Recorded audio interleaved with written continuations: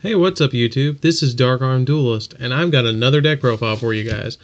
Now this, guys, is probably the most fun deck I've ever played in my entire life. Yeah, it's not very competitive. I mean, it can be if you edit a couple cards in it, but the way I'm playing it, it is probably the funnest deck I've ever played in my entire life. And that's saying something because I have played a lot of decks. If you can name the archetype, I have probably played it at least once or watched somebody play with it, but that goes for a lot of you guys. And what I call this deck is 5-headed Blue Eyes Hieratic OTK. Okay? Now, this deck, like I said, really, really fun. But I'll get into the deck profile and explain some of the choices that I've got. I've only ever seen 3 people play a deck like this before, myself being one of them. There's another YouTuber named Madara. I don't know his full name, but I know his name is Madara. And then I've met one other guy on Dueling Network, but I don't play Dueling Network anymore. I play Wago Pro because of all the annoying shits. Because they are ruling assholes on Dueling Network. Anyways, so we'll start off with your vanillas. You play 3 Blue Eyes White Dragon, of course, because it is a 3000 beater, but in this deck, usually it's going to have 0 attack and 0 defense, but we'll get into that later. Just here we go. Then you play 2 copies of Hieratic Hieratic Seal of the Sun Dragon Overlord. You play 2 copies of that, because in this deck, you're going to be making a lot of rank 8s. That's the sole purpose of this deck, is to make rank 8s and the occasional rank 6. But I'll tell you about that later too. You always, since you're playing dragons, you always want to play Red MD or Red Eyes Darkness Metal Dragon, because he makes things happen. I remember when he was at 3 and he was crazy at 3. And with E-Dragons and then him at 3, you don't even want to think about that. We're just going to say it. We're going to act like I didn't say that. Okay. So then you play 3 copies of Hieratic Dragon of Su. Now the neat thing about Hieratic Dragons, and the reason that I love them so much, is because instead of destroying a card, like let's say the effect of Hieratic Dragon of Su basically is an MST, but you have to tribute a Hieratic monster in your hand, and the key word there is tribute, because if you tribute a Hieratic monster, typically you're going to be able to grab a vanilla monster from your deck. So you tribute one of these, and then you special summon, because typically you're not even going to really normal summon in this deck, except for maybe your first normal summon. Like, you would normal summon one of your other Hieratics, then special summon this, then activate this thing's effect, and then you'd have one, and then you tribute another one from your hand to activate his effect to pop a spell or trap card on your opponent's side of the field, and then you get your second one. And then you overlay into your big beat sticks, like, for instance, number 107. But anyways, keep it on going. Great deck. I love this deck. This is probably one of my favorite decks. I've actually been playing this deck for like 2 years because it is that good. It is that fun. Now, I wouldn't take it to a tournament. I mean, I might take it to a tournament, but people fear me for this deck just because of how quickly it can kill you, and you have to know when to break up the play. Then you play 3 Hieratic Dragon of Tefnuit, because he's basically essentially your Cyber Dragon. You can special summon him and then tribute him immediately and special summon him. Even though this counts as a special summon, he gets you a dragon on board, or he's fodder for the effects of your other dragons. So he's a really great MVP of the deck. But I have a really neat tech in this deck, and you guys are going to be like, whoa. But you guys are probably already seeing it coming. Then you play 3 copies of Hieratic Dragon Nebthet, or Neb, whatever you want to call him. And his effect is you tribute a Hieratic Dragon from your hand. I think it's from your hand. It might be from your side of the field too. But you tribute a Hieratic Dragon and you destroy a monster. So essentially, you're tributing a monster and then you're getting a +1 by getting a vanilla. So it's great. It is great. Then you play my favorite of the Hieratic Dragons next to Su, 3 Hieratic Dragon of Eset. Eset is my favorite because you can normal summon him and he comes out as a 1000/1000. And then if you have like this and you've already made a big play and you like special summoned, like let's say you started out and you special summon Tefnuit, okay? special summon Tefnut, tributed in for Sue, got a vanilla, that's one vanilla. Then you activated Sue's effect, you tributed, say, Nebethy, or Nebthet, or whatever you want to call him, and then you got two vanillas, and then you normal summon him, and then you activate his effect. His effect is you can target a normal monster that's dragon on your side of the field, and then turn all your Hieratic dragons on your side of the field to that monster's level, essentially making two rank 8 plays, which is crazy because you go into like a Felgrand or double Felgrand if you really wanted to, but I only play one Felgrand. But I probably should play two because I do have two because of the Megatons. But anyways, amazing card.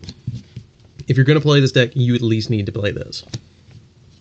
Then I like it because it's just fun and it gives you monster count. You play 3 Hieratic Dragon Gabeb. I was about to say Nebethy, but it's Gabeb. He comes out, he's an 1800 attack beater that when he's tributed, you get to special summon a Hieratic Dragon from your deck, but he has to be Hieratic Vanilla, so your only target is going to be him. But that's why we play him. But I think, and if you destroy a monster, you get special summon one. So, Honest, bringing him in now. Honest plus this equals awesome things. But in this deck, essentially, you can mix up your vanillas to make it a rank 4 engine with him, or you can make it a rank 6 engine. But I like the rank 8 engine because of Hieratic Sun Dragon Overlord of Heliopolis. Although, extremely long name. Awesome card, extremely long name. Then, because I think she's pretty, and she's an awesome defense, because this deck, when I originally played it, it had no defense at all. But this gets you a big monster, and it stalls your opponent a little bit to play Maiden with Eyes of Blue. I love this card. It's amazing. It is Blue Eyes' girlfriend, I swear. But it's actually, cool thing, this is actually based off an original character that was in the original Yu-Gi-Oh! Series. I don't remember her name off the top of my head. You guys can tell me in the comments if you know her. But she was in Yu-Gi-Oh! The Millennium World. And she was Seto Kaiba's, like, love interest. But, yeah. I thought it was cool that they made her into kind of a card form. She's wearing different clothes, but it's basically her. But, yeah. Great card. When she's attacked, you switch her to defense mode. You special summon a Blue Eyes. Ophion says no, though. I'll get into that later. I have an Evil Sworn deck. That's why I'm saying it. But the only thing that really gets over this is like Fiendish. But if it's targeted, it chains to the target and it switches itself. Or no, it doesn't switch itself. It just, I think it negates. Let me see. When this card is targeted for an attack, you can negate the attack. And if you do, change the battle position of this card. Then you can special summon one Blue Eyes White Dragon from your deck or graveyard. During either player's turn, when an effect is activated that targets this face-up card, except during the damage step, you can special summon one Blue Eyes White Dragon from your hand, deck, or graveyard. You can only use the effect of Maiden with Eyes of Blue once per turn, and only one Maiden of Eyes of Blue per turn. So in other words, if it's targeted on your turn or your opponent's turn, say Icarus or I don't know, Fiendish Chain or something like that, it chains to that. Haha, chain to the chain. And you special summon Blue Eyes, even if it's chained. So, great card. Great card. MVP defense of the deck. Then you play one Monster Gate, because if you tribute any of your Hieratics, you're going to get a vanilla. And then you can special summon a monster from your deck. Okay? Because you mill cards off the top of your deck till you get a monster, and then you special summon. But that really doesn't matter because you're not going to play a lot of spells in this deck. And you really don't play a lot of traps. Actually, you don't play any traps at all. Then if you have a bad hand, you play one day apiece because it's a draw engine. Basically, all your spell cards are draw engines. One day apiece just helps you with that quick defense. Then you play double reasoning, because reasoning, if your opponent doesn't know what you're playing and you open with reasoning, they're not going to guess 6 or 8. They're not going to. Or even 5. I mean, you play a bunch of 1s, so you're lucky if you get a 1. You play 4 4s, you play 6 5s, and you play 6 6s, and then you play 5 8s, and then you play 1 10. So in other words, your opponent, if you're going to get lucky with this card. You are going to get lucky with this card, and you're going to get a monster on board to tribute or play its effect, and then tribute it to get another vanilla card. I love this card. It is amazing. I really wish this was at 3, and eventually I hope it's at 3 because it is not played a lot.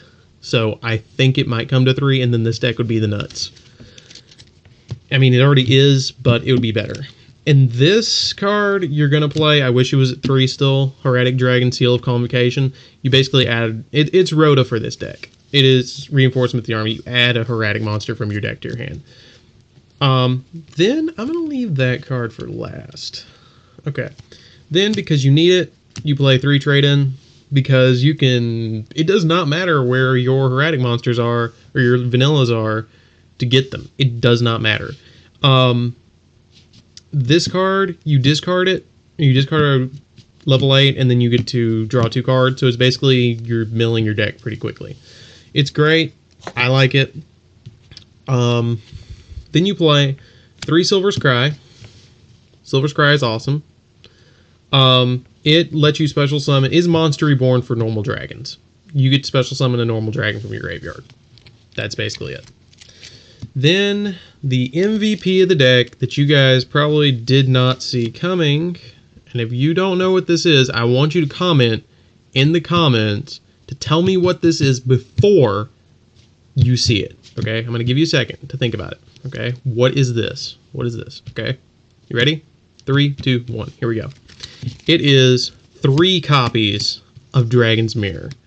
Dragon's Mirror is so underrated and is so amazing, and I cannot wait for the first of the dragons, because in this deck, this card is going to be amazing, and I'm going to put the first of the dragons in this deck. If I think it just takes 2 dragons to make it. This deck is going to essentially become the first of the dragons deck, and I'm going to pick up 3 of them, and I'm just going to play first of the dragons over and over and over again with this card. But it's amazing. You can fusion summon from anywhere. I think it's on the field or in the graveyard, so essentially anywhere, and play a dragon monster. So it is great. It is great, great, great. Then for your extra deck, that is the entire 40 card main deck, by the way. That is the 40 card main deck. It is amazing. I love it. I love this deck. I am not kidding. It is the best deck ever. Then you play 1, look at that pretty. This is the first Ghost Rare I ever pulled out of an entire pack. And I've only ever pulled 1 Ghost Rare out of a pack, and it was this. And this is why I play this deck. This is number 107 Galaxy Eyes Tachyon Dragon. Then you play 1 Neo Galaxy Eyes Photon Dragon, because you can get 3 level 8s in this deck really easy, and this is a big, big, big beat stick. But this is the whole deck. You play big beat sticks. It's dragons, of course you do. Then you play 2 Hieratic Sun Dragon Overlord of Heliopolis. I actually pulled 1 of these out of a 10. It was amazing. I pulled it out of the Hanzo 10, and I was like, well, I guess I don't need the Hieratic Dragon 10 anymore. But I ended up buying like 2 of them anyways, because the reprints were actually okay that year.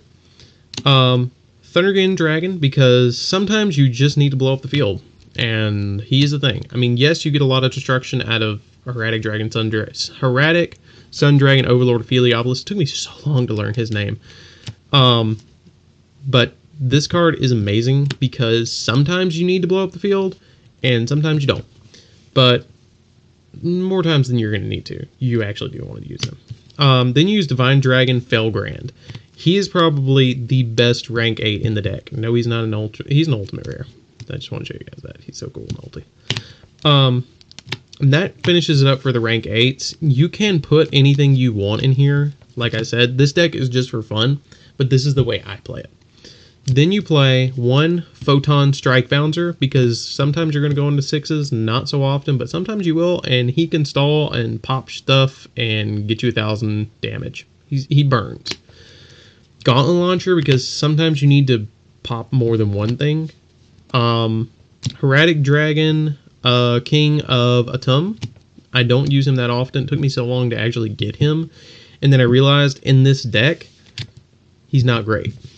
I mean, he's great, but I use more rank 8s in this deck than I would do 6s. That's why I only play like 3 6s.